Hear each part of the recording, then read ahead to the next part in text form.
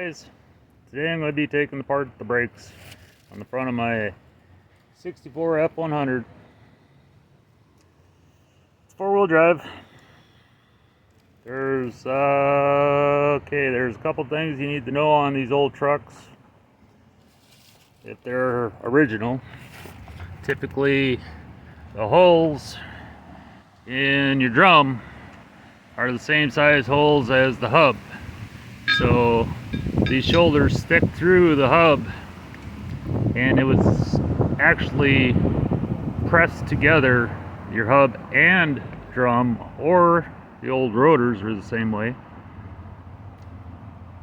But if you wanted slip-on drums, all you had to do is take a die grinder and you could open that hole up a little bit, or the new ones apparently come with a little bit bigger hole. So if it was original, you would have to take the bearings apart and take the hub and drum out as one unit, and then take and knock your studs out, and it would separate. I have a chunk of aluminum that I use to hit the studs to knock them out. That way you don't burr up your threads.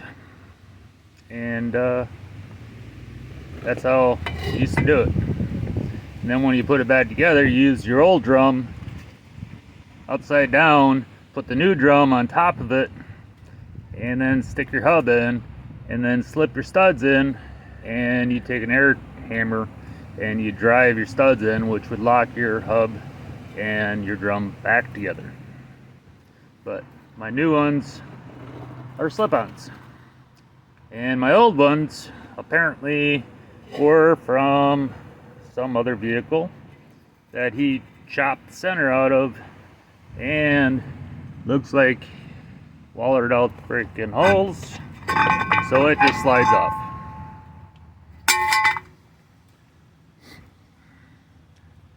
Couple things you want to remember before taking your brakes all apart is either do one side at a time. That way you can always come back and look at the other side when you're putting it back together. Or if you're like me and going to clean it all up and paint it, then you want to take a lot of good pictures.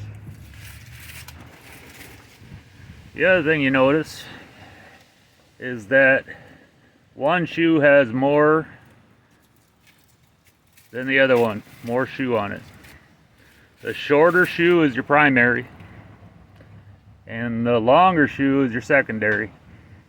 And the primary is always going to want to go towards the front of the vehicle. It has to do with the spinning of the drum and the stopping power.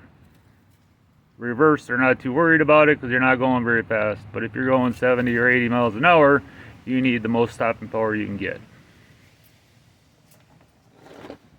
So, take your pictures, and it's handy to have a brake tool,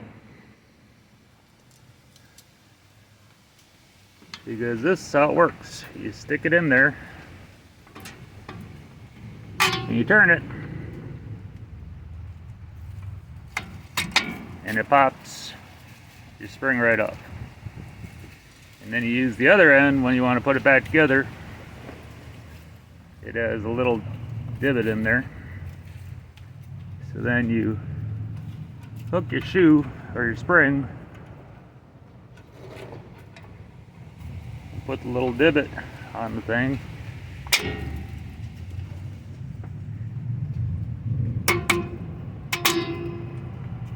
and you can pop your springs back on. It's important to remember which spring goes on first, because a lot of these are angled different directions, and so it's important to make sure you get these in order. This is the front brakes, so I don't have e-brakes on the front.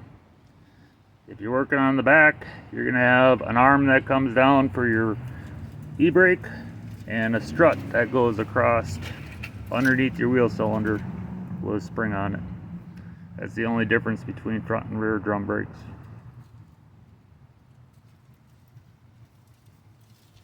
So you pop your springs.